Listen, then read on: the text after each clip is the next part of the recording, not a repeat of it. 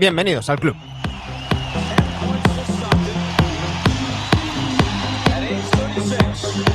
Seguimos con esta semana cargadita de contenido, cargadita de programas de NBAdictos, y hoy con todo el honor que nos cabe en el corazón, con toda la alegría de tener a una leyenda del periodismo, una leyenda de la NBA, Sam Smith, con nosotros.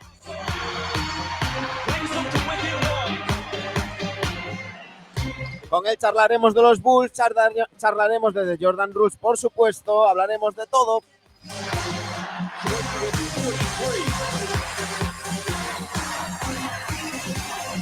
Ya sabéis, entrevista en inglés, tendréis los subtítulos en YouTube.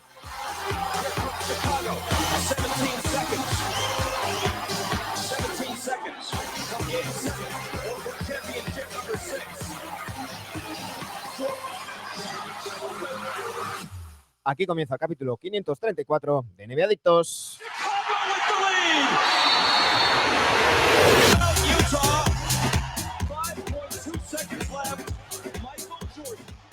So now we turn to the English so we can speak with Sam.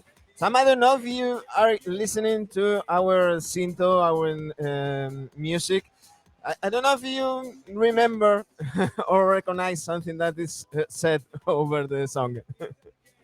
Well, I like the way you dance. We don't see a lot of dancing in American media for good reason.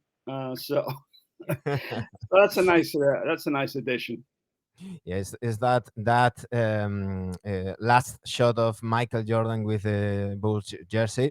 You know a little one thing or two about Michael Jordan, about the Chicago Bulls. Well, it's true. I started a lot of life is being in the right place at the right time. I always believe that you're better off getting lucky than really being good. And as it happened, the Bulls drafted another shooting guard. They had done that for several years. Quentin Daly, Reggie Theus, and some were good. See, Reggie had a couple of all-stars. Quentin Daly, not so good. Had some others. And then they drafted this another shooting guard, Michael Jordan, and averaged 17 points in college, even though, he was the best player on the 84 U.S. Olympic team. That won a gold medal, hit a championship shot to win a collegiate championship in 1982. But I remember being at that draft, and the Bulls general manager, Rod Thorne, saying, well, he's a really good player, but it's not like he's going to turn around the whole franchise. So nobody knew. And as it happened, literally the first week he was in Chicago. I was with the Chicago Tribune then. I worked for Chicago Tribune for about 30 years. Currently right on the Bulls website, bulls.com. But the newspaper sent me over, went over to his house. Jordan was living in what we call a condominium, three bedroom, I think, sort of attached apartment, kind of more what you'd see in Europe than the United States. So we had a lot of room. And they said, well, why don't you sit around with the rookie for a day, talk to him, find out, write another one of those rookie comes to Chicago sort of stories. So pretty much from the ground floor to beginning, I happened to be in the right place at the right time and interviewing Michael Jordan his first week in Chicago. And so, as we say here, there was history created after that. But none of us really had any idea. We thought, hey, this really good player. Bulls have a chance to maybe start to create something. But 6 championships and dynasty, nobody saw that coming. It's easy to talk backwards and look to 1984 and say the Blazers missed that shot, but at the moment it's not the same. The Michael Jordan that came from college was not the same player we saw, and you explain and you tell all that story. Meanwhile, you were covering the Bulls. and that change came in 1991. It completed with that first ring, and it also came with this book. I told Right. you by mail that this is the first book that I read in English, non related to the school. Well, And thank you for I that. I'm really glad. I hope the bad words didn't upset you or get you in trouble. no, no, no, no. There is no upset on the battle wars in this program or in me. There is no censorship. You can curse if you want. Yeah. Well, as it happened, I'd been traveling with the Bulls, what you call the beat writer. I don't know how Mhm, it actually works in Europe, but I was the writer for the Chicago Tribune and signed basically to write about the Bulls. So I traveled with them to all the games. I was at the home games, obviously, in Chicago, but went with them to all the road games. And back then, they didn't have a private aircraft like they do now. Didn't stay in luxury hotels like they do now. Um, there was a much more intimate relationship and access, and so and also there's a lot of rules now with the locker rooms, like the locker room before the game opens for about 30 minutes and you come in and talk to the players, but they're usually not there because there's a separate trainers room. There's like suites now in the arenas. It wasn't that way then. It was one room uh, where the players changed and got taped, and we had access to it in the media for hours before it. I would get there. The game would start at 7:30 actually back then, and I'd mhm. get there 3, 4 o'clock. Jordan would be there, and you'd sit talking to him for hours, literally 3 or 4 hours before the game. He didn't like to shoot before the game. He would occasionally in the morning they'd have shoot around. He might go to that. I mean, would go to that. But he didn't like to do much shooting practice before the game. Crowds would get together, and but he liked to give and take with media. He liked communicating. Great communicator, great talker, friendly, personable, nice guy. Mhm. Um, Fun to be around. Kind of what I would describe, kind of man's man. It's everything when you're around together is a competition. Who's going to be the next person through the door? I'll bet you on it. So it's a lot of that kind of stuff. And so I was traveling with the team, and we all flew commercial aircraft together. I was on the planes with them. I was in the hotels with them. I rode on the team bus. So as a result, you were able to develop intimate relationship and intimate knowledge of the team and the players. You become part of the traveling family, which I did. And so um, I had done that for several years, and then I mean, maybe I was naive about it, but I never expected that the book would be a sensation. I was shocked when it was. I'd been before I got into sports. I was a news writer. I was an investigative reporter in Washington D.C., our Mhm. capital in the United States, and so had worked on investigative projects and with congressmen, senators, political figures, and so sports. I didn't really think, I didn't. It's not that I didn't take it seriously. I just didn't think it was that important. It was sort of fun and games, and people were passionate about it. I understood that, um, and people are always asking me, what is really like? What's it like to be with the team? What's Jordan really like? So I thought, uh, I'd write a book. I'd never written a book before.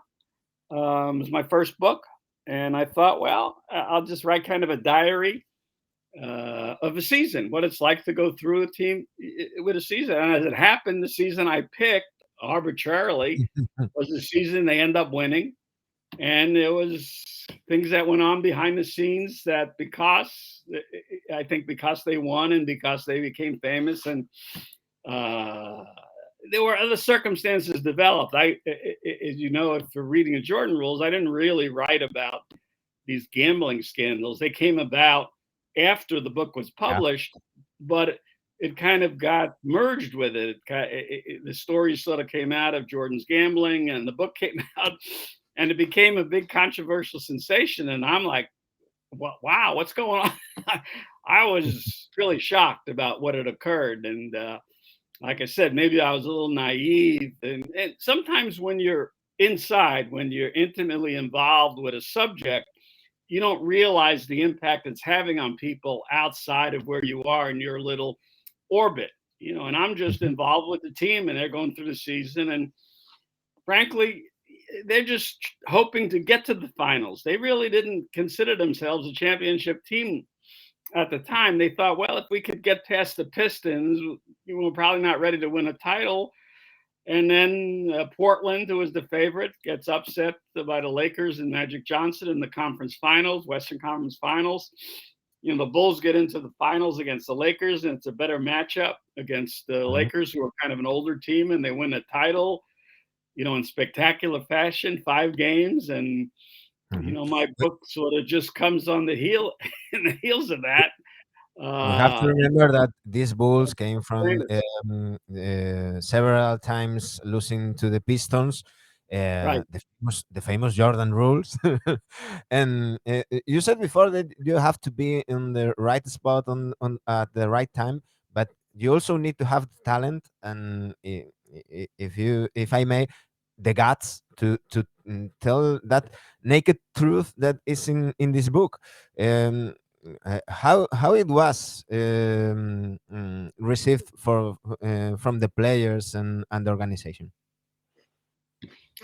Well, it was very controversial in the media. Actually, the play it was received. Jordan didn't like it, and I understand. And I don't know for sure, but I've always believed he never read it.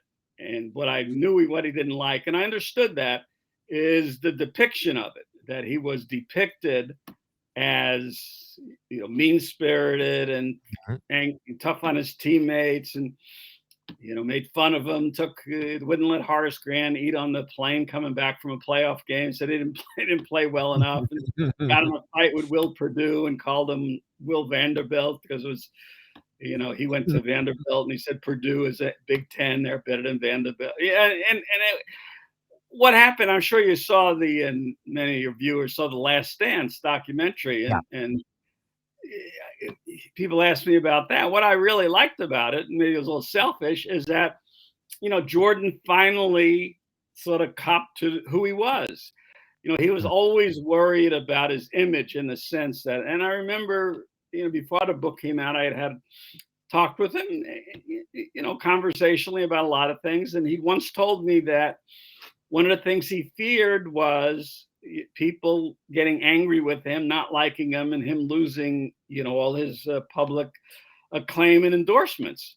And I Mhm. think that's what he thought would occur with the Jordan rules, that when he was depicted in a negative light, even though if you read the whole book, I didn't mean it that way. I didn't feel it was portrayed that way. I just felt it was a perspective on, good day, Mhm. some good days, some bad days, but Yeah. more, and actually, I did see at that time when I was writing it as this was him. There was a reason for him behaving this way because these were young players, a lot of immature players, and he was in more demanding an expectation position than they were. He Yeah. was he was competing against Larry Bird in his titles and Magic Johnson in his titles and Isaiah Thomas in his titles, and he had to win. Horace Grant didn't have to win, and Scottie Pippen didn't have to win, and John Paxson. So the pressure was on him. So he was doing these things to kind of drag them along to sort of push them to mature quicker and to get into position to potentially be a winner and be a champion. Things they didn't know. Horace Grant had never won anything, and Pippen never won anything.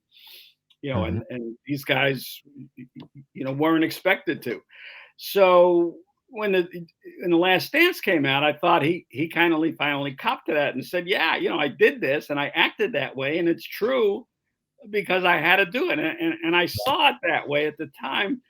But the way the book was portrayed, um, in the American media, and I know beyond that, but in American media was Jordan's a bad guy, Jordan's a jerk, this kind of stuff. And I so can. I understood. he didn't like that, and I understood he wouldn't. But the other players, well, for one thing, that's where all the information came. I mean, I make it up.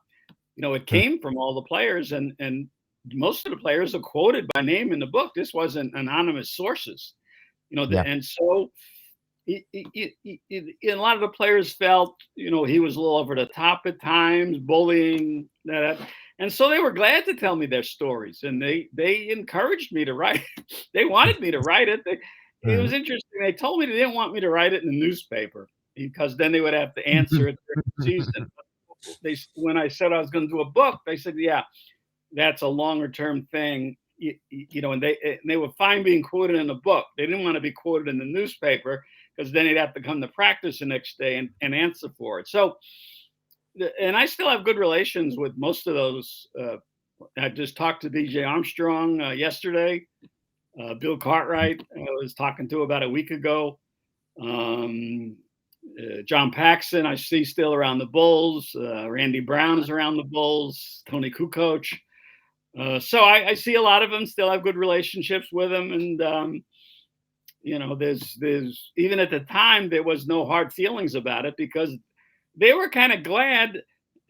Sort of no offense to Jordan, but everything that went right was at the time was credited to Jordan. Everything went wrong was blamed on them.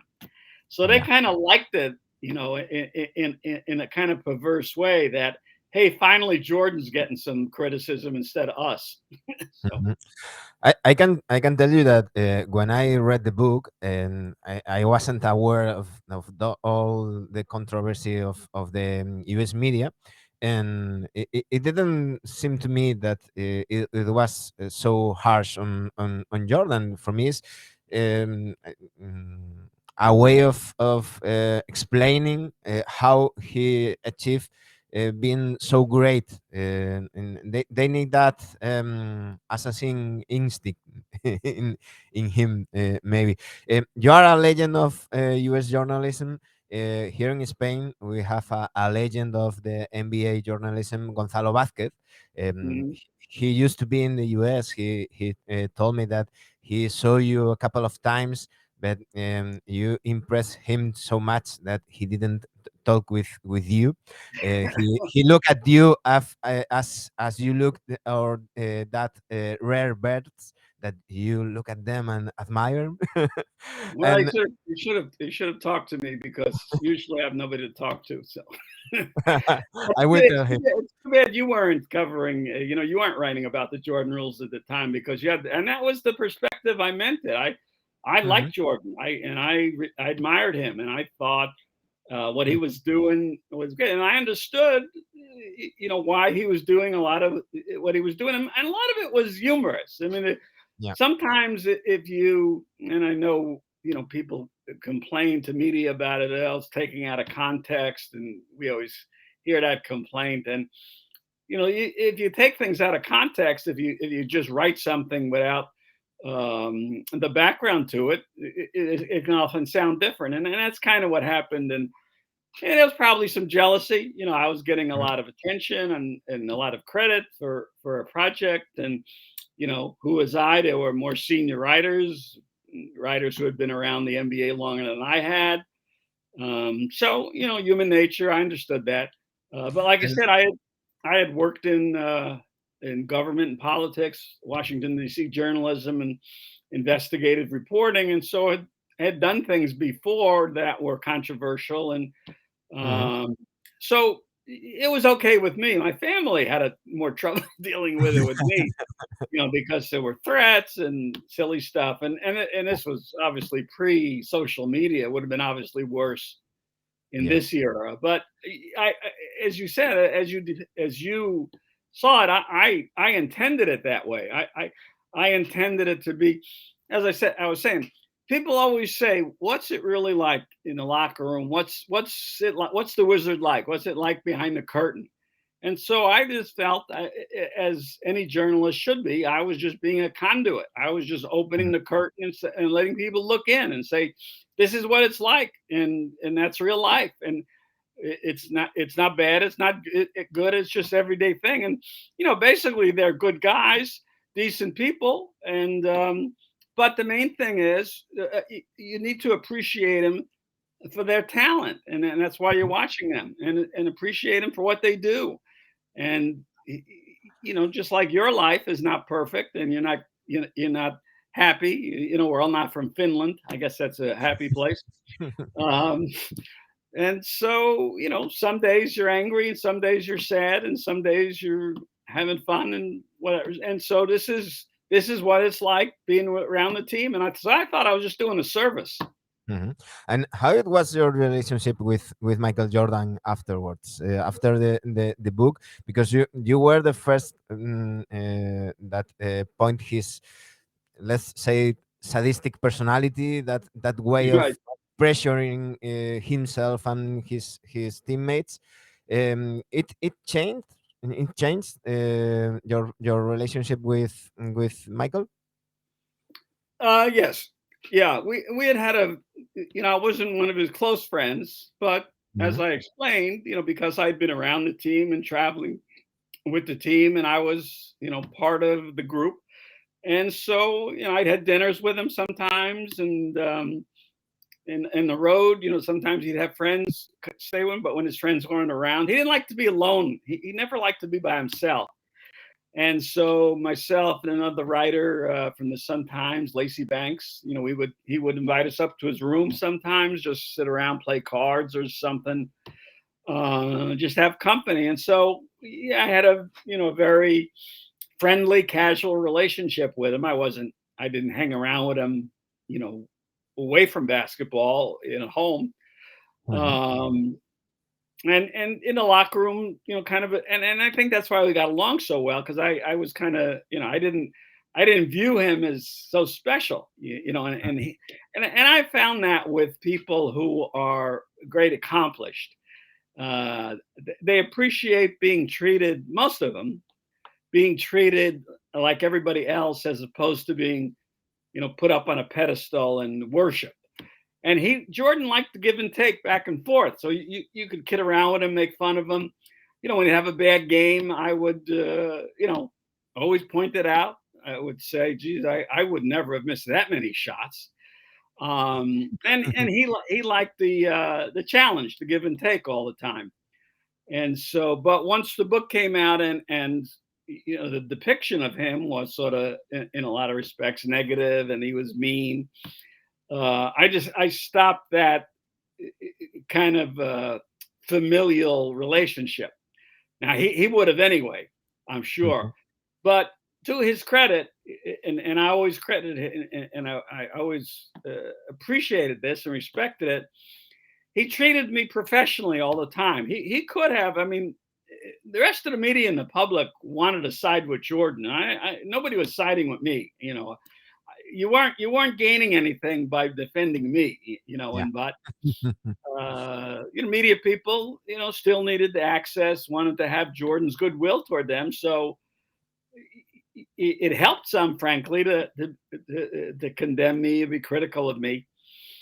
And Mhm. so, but I'm still there. I'm covering the team. I'm around the team, and I still am. And it's sort of, I sort of joke about it. Jordan's kind of moved on. I'm still doing the same thing. So, yeah, how how much success could I have had? So, but when I say at his press conferences, he treated me, at his media thing, all his media session, whether it's press conference, sitting around his locker room. If I asked the question, and I did, he would answer it just as he would answer anybody else, and that's pretty rare. And you see it now with players like Russell Westbrook, especially Durant, sometimes Kyrie Irving, all the time. That they have an issue with someone, they're nasty. And Michael Jordan, if he could have easily either not answered my questions, tried to held me up to ridicule, any number of things. But it Mhm. just showed the character, and it's also what I tried to depict in the book, that this was a guy of high character, and that Mhm. he played all the time, worked hard at it, and so I think the character showed up in that he treated me, despite he was mad about it. He didn't like the depiction of it, But Mhm. that said, he wasn't going to let that get in the way of him being a professional. So I did always appreciate that, and I respected that. That's the way it was. But as a result, so I didn't. But when he came back, they won the titles in '92 and '93, and then he left for baseball. And then when Mhm. he came back, he's much more relaxed. And I had some interviews with him, a couple of one-on-ones, and then probably the last time I saw him was a couple of years ago, right before the pandemic in Charlotte. Mhm. He's the owner of that team, the Charlotte Hornets, and the Bulls were at a game, and he wanted to stop by, see some of the Bulls people he still knew.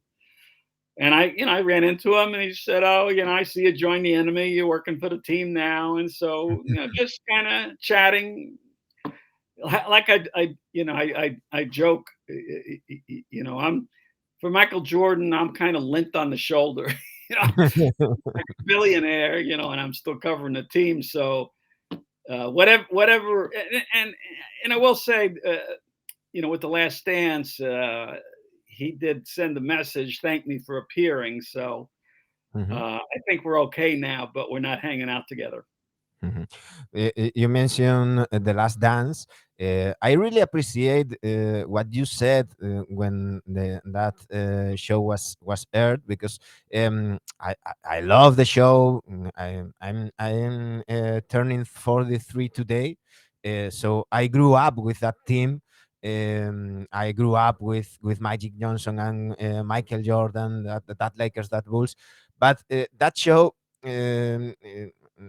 Was produced by Michael Jordan, so a lot of things were from his point of view. I really appreciate that in the moment that it was aired, and everyone was saying, "Oh, what a great show!"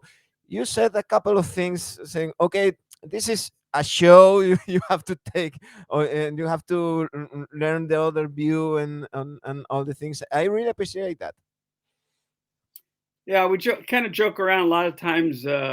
Movies that are on TV have a disclaimer with them in the United States. They say based on a true story, and so I kind of joked about that. I said, it's kind of based on a true story, and I understand. Some things you do for dramatic purposes, and so the pizza episode where he supposedly was poisoned by the pizza in Utah during that final. Well, he wasn't. It was nobody brought him the poison pizza. He had altitude sickness, and so. But that doesn't sound as good as being poisoned by the pizza. Americans like conspiracies anyway, and also, the Bulls really didn't break up the team. He broke up the team. He could have come back and played. Mhm. Um, Phil Jackson was going to leave, but his number one assistant was still there. They made clear to Michael that if it was another coach he wanted, they would hire somebody else. Mhm. They told him everybody else on the team they'd offer a contract extension to for as long as he wanted his contract. But he was done. That was a really difficult season, 97, 98. Um, like in 92, 93, he was really worn out. He needed to get away. Lockout was coming. And also, what he left out was that he had this cigar cutter accident. Yeah, that injury Um, in the finger. and he couldn't have played. He couldn't do it here. He couldn't grip a basketball. So it would have been difficult to shoot that season. So he kind of left that out too. But it sounded better to say they broke it up. We could have kept going, and the dynasty would have continued. No, he was done, and he understood. And to his credit, Mhm. I mean, unfortunately, not fortunately, whether it was difficult for him to not compete, and he does it playing golf now. Mm. Um, so when he came back at Washington, but it would have been the ultimate farewell. That pose of the last shot in Utah, winning the championship, making the game-winning shot, and then walking away into the sunset. But nobody does. Nobody ever leaves on that high. Tom Brady, a quarterback in our football, came Mm. close, but continued to play into his mid 40s. LeBron still playing into it, probably into his 40s. He'll play for several more years. So, while it's kind of a mythic image we like to create of the hero kind of walking into the sunset, with the last victory. It never happens that way. And so, But they uh, also earn that right.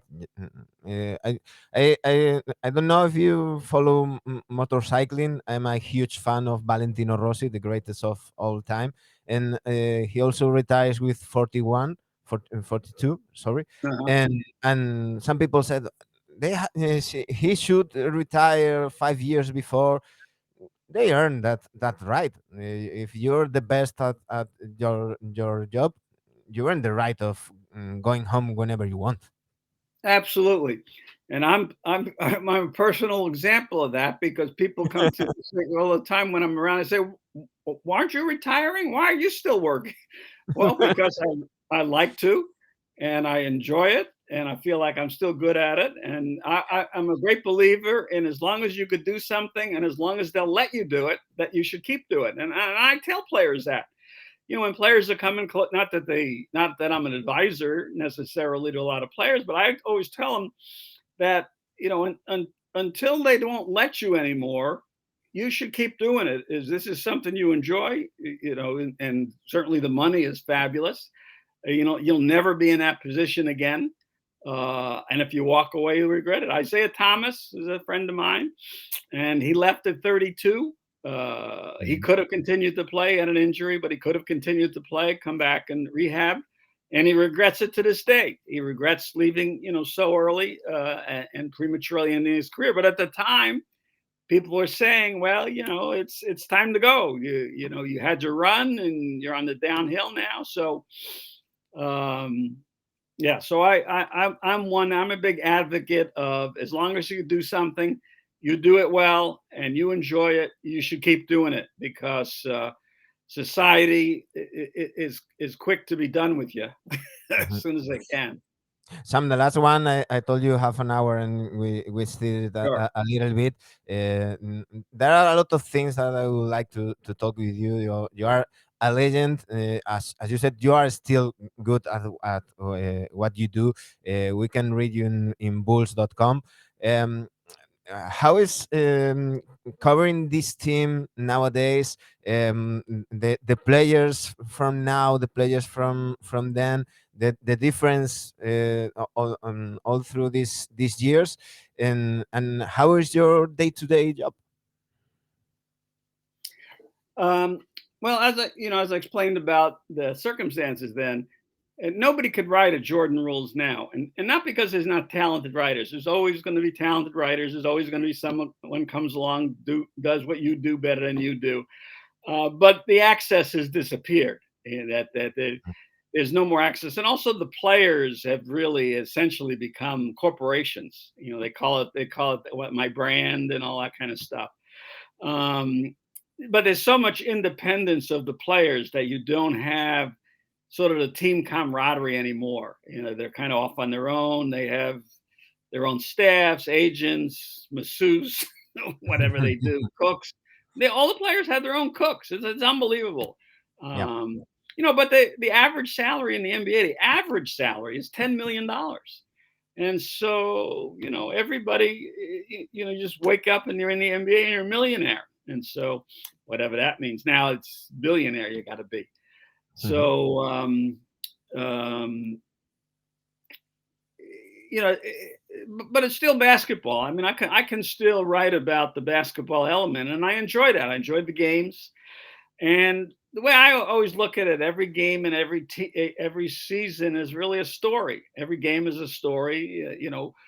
Who is the hero? Who's the villain? Who fails? Who succeeds? And then a season is sort of an ongoing narrative of the story of this family, how they get along, how they relate, how they succeed, how they fail, whatever the case might be. So, each year is really, kind of the way I look at it, kind of a new book. Flip open a new page, and fill in the blanks as it goes along. Players, I think I find the players, very mature, very media savvy, good to get along with. The exceptions There are only very rare exceptions, players, and there's so many players that are good to deal with that, the few that are not, you just kind of ignore. And so the main difference is you just can't create relationships. Now I don't try anymore because I'm like the grandfather. So but the relationships I had when I was younger and traveling with the team 30, 40 years ago, were more personal. But you can't create those anymore because as I was saying, you don't have access to them. Locker rooms are not really open very long. Even when they are, the players aren't in there. They're in separate rooms, trainers' rooms. On the road, they're traveling privately. Like I said, I traveled with them on commercial, booked United Airlines, American Airlines, whatever the case might be. We stayed in, relatively modest hotels. Now they only stay in Four Seasons or Ritz. There's no lesser hotel, and most of the media can't afford to stay in hotels like that. I mean, they're spending $500 a night for their room, 600 or whatever it is. So, and that's why you don't really have intimate details like I was able to tell in the Jordan rules, because you just don't have the access to be around these people. A lot of them are cooperative, but there's just not the opportunity. And so, so in my case, I'm still able to, the game is still the game. It's not the same game. It's more three-point shooting, which I don't like. And, they run up and down to the arc and shoot a three and run back. 53 the game is not my idea of basketball, but it's still the same element. So, I'm still enjoying it and still pleased to have the opportunity to do that. I'm pleased of having the opportunity of reading you in bulls.com, reading your books, and having the pleasure of talking to you. Sam, you're a legend. We can use that word. It's a Well, huge appreciate honor. all the nice things you say, and maybe we can do this another time. Whenever you want, I take your word, and I will call you again, Sam. Thank you very much. All right, thank you. Have a good evening.